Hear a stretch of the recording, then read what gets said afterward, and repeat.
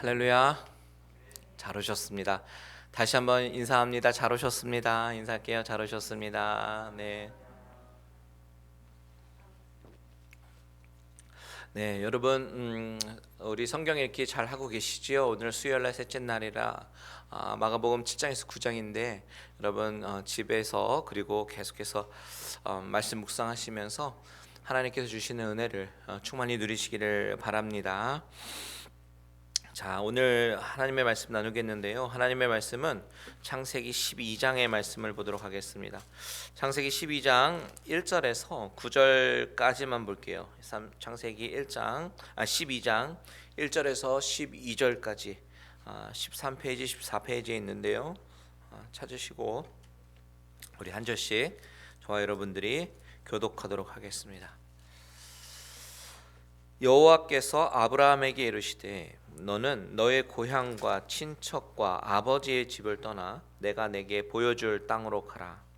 내가 너로 큰 민족을 이루고 내게 복을 주어 내 이름을 창대하게 하리니 너는 복이 될지라. 너를 축복하는 자에게는 내가 복을 내리고 너를 저주하는 자에게는 내가 저주하리니 땅의 모든 족속이 너로 말미암아 복을 얻을 것이라 하신지라. 이에 아브라함이 여호와의 말씀을 따라갔고 롯도 그와 함께 갔으며 아브라함이 하란을 떠날 때에 75세였더라. 아브라함이 그의 아내 사레와 조카 롯과 하란에서 모은 모든 소유와 얻은 사람들을 이끌고 가나안 땅으로 가려고 떠나서 마침내 가나안 땅에 들어갔더라.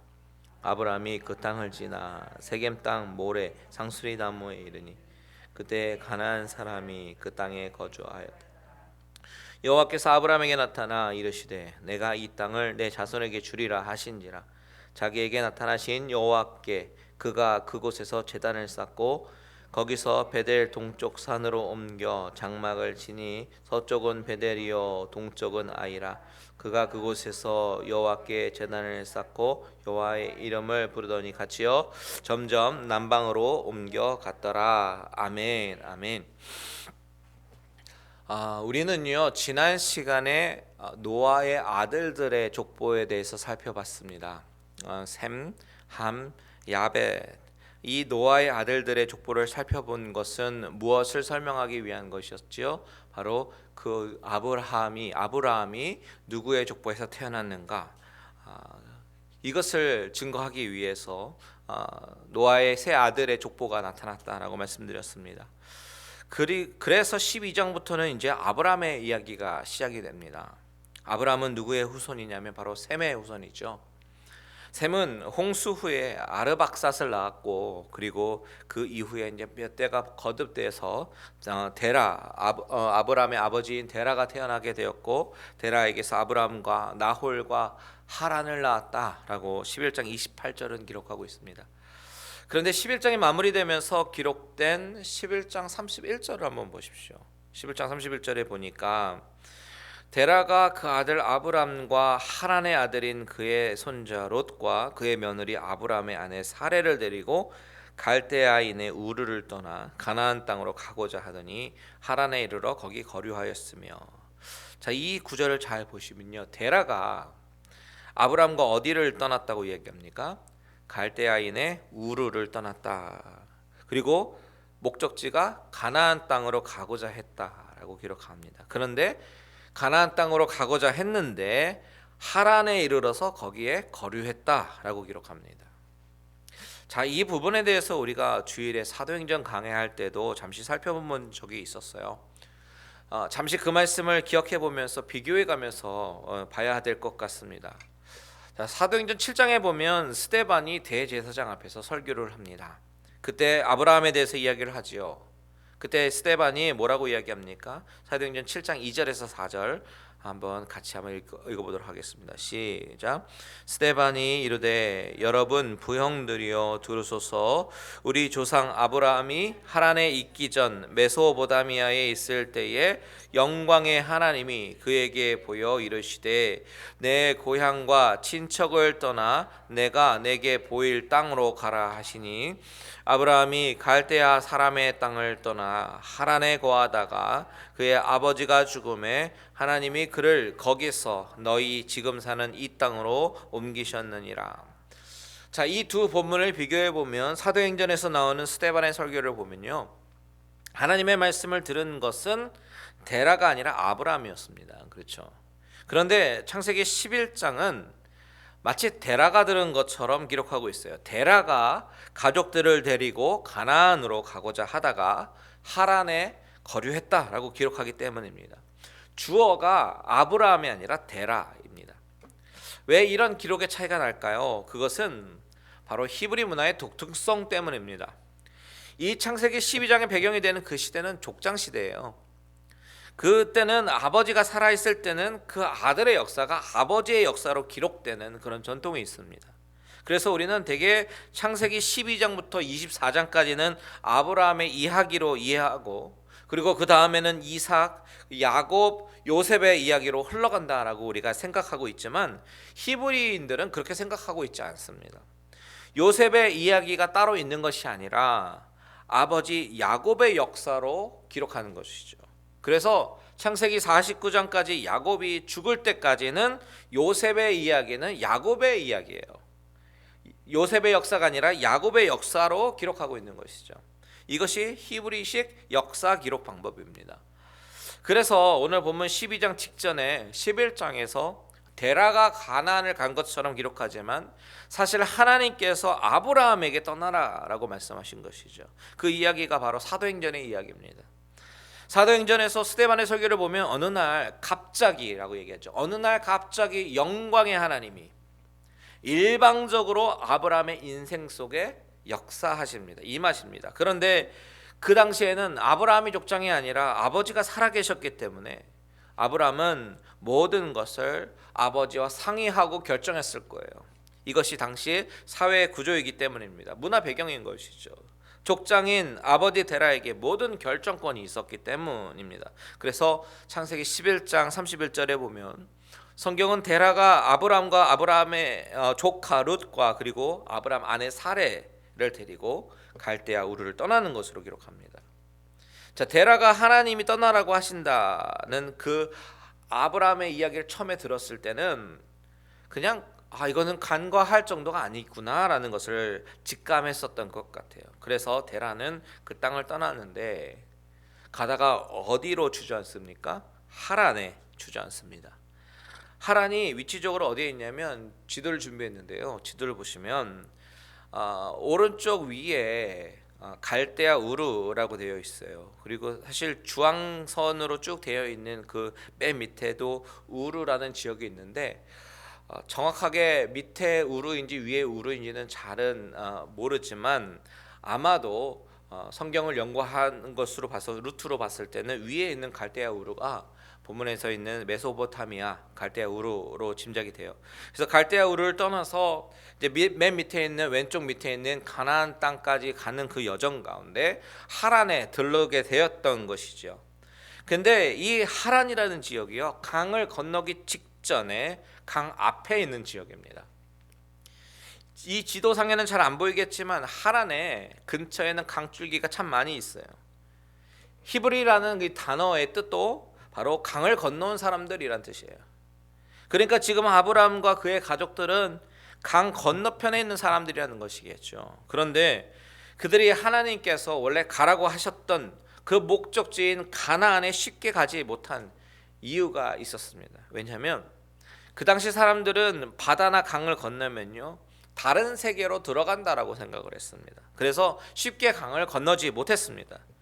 그래서 데라는 쉽게 강을 건너지 못하고 주저했을 가능성이 굉장히 높습니다. 그런데 사도행전에서 스데반의 설교를 가만히 들여다보면 사도행전 7장 4절에 이런 얘기가 있죠.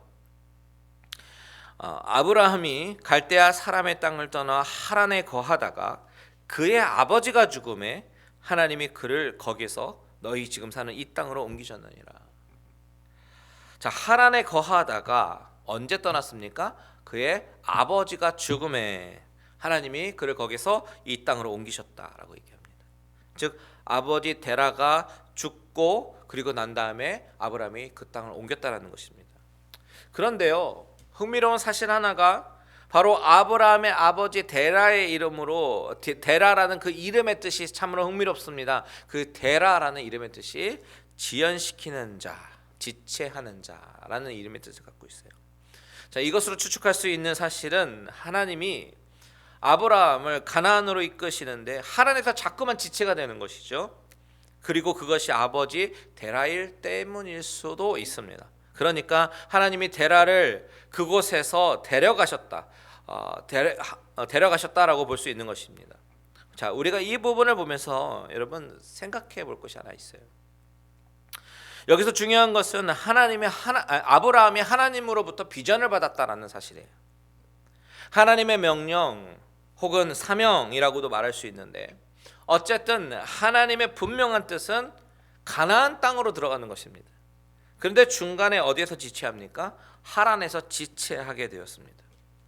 그 지체의 이유가 데라이던 아니던 아니면 가는 길이 너무 험난해서 잠시 쉬어가려고 하던 곳이었는데 너무 좋아서 그냥 엉덩이 붙이고 앉아있던, 어쨌든 그들은 지체를 하게 되었고 그곳에서 더 눌러 살려고 했지만 결국 성경에서 보여주는 것은 결국 하나님은 가나안 땅으로 인도하셨다라는 사실입니다. 우리는 이것을 주목해 볼 필요가 있어요. 결국 하나님은 당신의 뜻과 계획을 이루어 가신다라는 것이죠. 그래서 하나님은 아브라함에게 말씀하십니다. 오늘 본문 1절과 2절 같이 한번 읽어보겠습니다. 시작. 여호와께서 아브라함에게 이르시되 너는 너의 고향과 친척과 아버지의 집을 떠나 내가 내게 보여줄 땅으로 가라. 내가 너로 큰 민족을 이루고 내게 복을 주어 내 이름을 창대하게 하리니 너는 복이 될지라. 자, 하나님이 아브라함에게 직접 말씀하신 장면이에요. 이것이 연대기순이 아니라 이 말을 듣고 아버지 데라와 함께 하란으로 갔을 수도 있고 갈대우를 떠나서, 아니면 하란에 도착했을 때 하나님이 아브라함에게 다시 한번 나타나셔서 그 약속을 다시 상기시키는 것일 수도 있습니다. 정확하게는 알긴 어렵지만 확실한 것은 하나님이 아브라함에게 계획하신 일이 너무나도 분명하다는 사실이에요. 가나안으로 가야 합니다. 왜요? 바로 장차 이스라엘의 조상이 될 아브라함을 하나님은 계획하셨기 때문입니다. 그래서 4절을 보십시오. 4절 같이 읽겠습니다. 시작. 이에 아브라함이 여호와의 말씀을 따라갔고 롯도 그와 함께 갔으며 아브라함이 하란을 떠날 때에 75세였더라. 자, 하란을 떠날 때 데라는 거기서 죽었습니다. 자, 여러분 이 조각 그림을 좀 맞춰보면 하나님이 사도행전에서 메소포타미아 즉 갈대아 우르를 떠나라고 하셨습니다. 우상의 도시입니다. 그리고 가나안으로 가는 중에 하란에서 지체를 하였어요. 하지만 하나님은 다시 그 사명을 상기시키시면서 가나안으로 이끄십니다. 여기서 말씀하시는 것이 무엇이겠습니까? 하나님은 당신의 비전을 사람에게 주실 때에 그 소명이 지체될 수는 있어도 하나님은 그 환경을 바꾸시면서까지 당신께서 작정하신 일들을 이루어 나가신다라는 사실입니다. 우리가 이것을 하나님의 주권적인 시각으로 바라보면 하나님은 분명히 뜻과 계획이 있으셔서 우리에게 비전을 주십니다.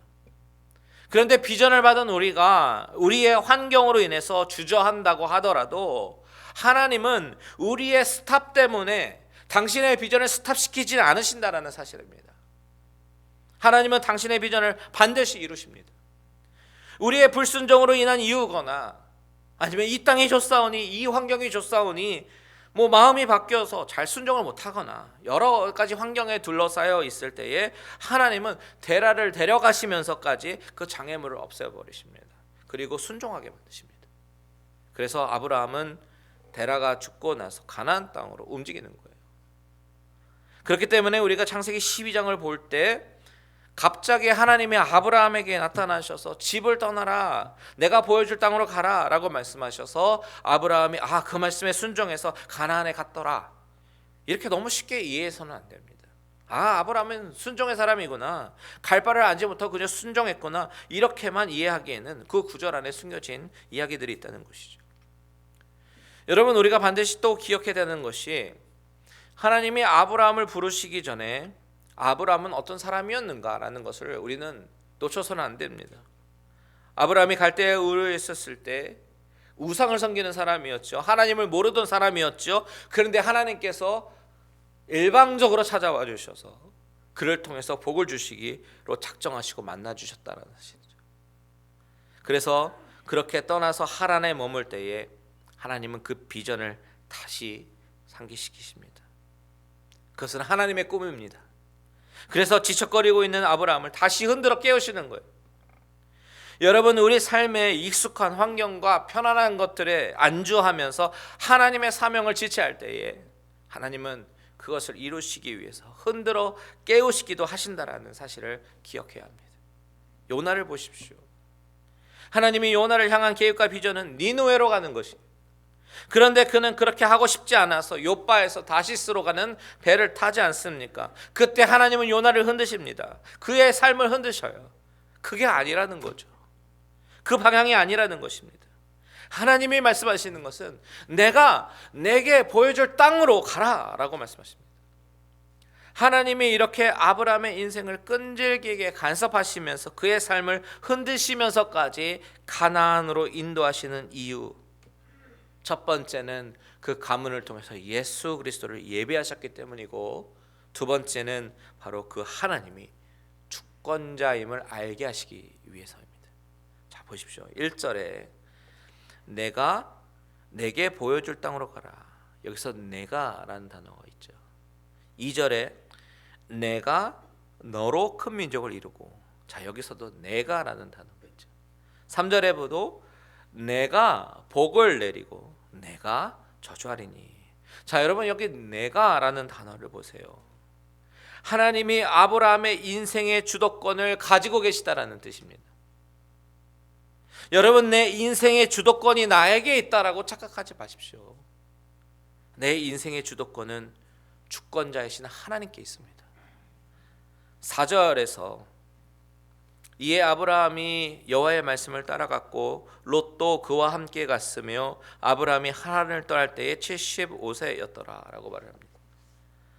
아브라함이 말씀을 따라갔다. 여러분, 아브라함이 말씀을 따라갔고 여호와의 말씀을 따라갔고 라는 말을 보면요, 우리는 이렇게 생각합니다. 역시 믿음의 조상 다르다, 그렇죠? 하지만 아브라함의 상황으로 우리가 한번 들어가 보자고요. 여호와의 말씀을 따라갈 수밖에 없었습니다. 왜요? 어디로 가야 될지 모르니까. 우리가 어디로 가야 할지 모를 때 여러분, 우리는 하나님의 말씀을 따라가야 되는 줄 믿습니다. 그것이 가장 확실한 방법이니까요. 여러분, 우리가 운전할 때 길을 모르면 우리는 내비게이션을 켭니다. 그리고 내비게이션이 안내하는 대로 갑니다. 그 길을 한 번도 가보지 않아도 생소한 길이라고 할지라도 내비게이션을 믿을 수밖에 없습니다. 왜냐하면 내비게이션밖에 믿을 게 없거든요. 여러분, 우리의 인생의 내비게이션은 바로 하나님의 말씀인 줄 믿으시기 바랍니다. 지금 아브라함은 갈 바를 알지 못합니다. 하지만 여호와의 말씀을 따라갑니다. 왜냐하면 하나님을 붙잡지 않으면 갈 수 없기 때문입니다. 성경에서 말하는 믿음이라고 하는 것이 바로 이런 모습이 아닌가 싶어요. 나는 갈 길 모르니 주여 인도하소서. 그저 하나님 붙잡고 가는 것, 이것이 믿음이라고 믿습니다. 왜요? 갈 길 모르기 때문입니다. 믿음이라는 것이 무엇일까요? 믿음은 신념이나 확신 이런 것과는 확실하게 구별이 되는 거예요. 하나님이 아니면 안 됩니다. 이것을 아는 것이 믿음인 줄 믿습니다. 내 인생을 인도할 분이 누구인지, 내 인생의 주관자가 누구인지, 모든 주권이 누구에게 속하여 있는지 이것을 알게 되고 고백하는 것이 믿음입니다. 다윗이요, 나중에 하나님 앞에서 뭐라고 고백하냐면 역대상 29장 11절 우리 같이 한번 읽어보도록 하겠습니다. 시작. 여호와여, 위대하심과 권능과 영광과 승리와 위엄이 다 주께 속하였사오니 천지에 있는 것이 다 주의 것이로소이다. 여호와여, 주권도 주께 속하였사오니 주는 높으사 만물의 머리이심이니이다. 다윗은 고백하잖아요. 다 주께 속하였다고요. 위대하심, 권능, 영광, 승리, 위엄 다 주께 속하였다고요. 그리고 가장 중요한 말을 하죠. 주권도 주께 속하였으니. 여러분, 이 사실을 반드시 믿으시기 바랍니다. 모든 주권은 하나님께 속하여 있습니다. 자, 하나님은 이 아브라함의 인생 가운데 찾아오셔서 그에게 비전을 주시고 그의 인생을 하나님의 주도하심으로 인도하시기 시작하셔요. 5절 보십시오. 아브라함이 그의 아내 사레와 조카 롯과 하란에서 모든 소유와 얻은 사람들을 이끌고 가나안 땅으로 가려고 떠나서 마침내 가나안 땅에 들어갔더라. 순종하죠. 마침내 가나안 땅에 들어갑니다. 그리고 어디로 가냐면 6절에 그 땅을 지나서 세겜 땅 모래 상수리 나무에 이르게 됩니다. 그때 하나님께서 또 뭐라고 말씀하시냐면 7절에 보니까 같이 있습니다. 시작. 여호와께서 아브라함에게 나타나 이르시되 내가 이 땅을 내 자손에게 주리라 하신지라. 자기에게 나타나신 여호와께 그가 그곳에서 제단을 쌓고, 하나님이 이 땅을 내 자손에게 주리라 라고 말씀하셔요. 여러분, 이때 아브라함의 행동을 보십시오. 아브라함은 자기에게 나타나신 여호와께 그가 그곳에서 제단을 쌓고 라고 말을 하죠. 믿음의 길을 가는 아브라함, 믿음의 여정을 가는 아브라함은 가는 곳마다 하나님께 제단을 쌓습니다. 왜요? 하나님이 주권자이심을 알았기 때문입니다. 하나님이 주권자이심을 아는 사람은 바벨탑을 쌓는 것이 아니라 제단을 쌓습니다. 조상들은 바벨탑을 쌓았지만, 그래서 흩어짐을 면하려고 했지만 아브라함은 가는 곳에서 제단을 쌓습니다. 8절도 보십시오. 시작. 거기서 베델 동쪽 산으로 옮겨 장막을 치니 서쪽은 베델이요 동쪽은 아이라. 그가 그곳에서 여호와께 제단을 쌓고 여호와의 이름을 부르더니. 아브라함은 베델 동쪽 산으로 옮겨서 장막을 치지요. 무빙했어요. 옮긴 곳에서도 여호와께 제단을 쌓고 여호와의 이름을 불렀다. 그가 이렇게 하나님 앞에서 제단을 쌓은 이유가 무엇이겠어요? 하나님, 나는 갈 길 모르니 주여 인도하소서. 이 심정을 여지껏 이 심정으로 여지껏 하나님 붙잡고 온 것입니다. 그리고 하나님의 인도하심대로 가나안에 왔습니다. 누가 주권자예요? 하나님이 모든 것을 주관하고 계셔요. 그것을 알고 고백하는 것입니다. 여러분, 바로 이것이 아브라함의 믿음입니다. 넘치는 은혜에 감사하는 것, 하나님이 나의 인생의 주인이심을 고백하는 것, 이것이 아브라함의 믿음입니다. 믿음이라는 것은 하나님을 위해 제단을 쌓는 일이고, 신념은 바로 내 자신을 위해서 탑을 쌓는 것입니다. 여러분은 신념을 갖고 있습니까? 믿음을 갖고 계십니까?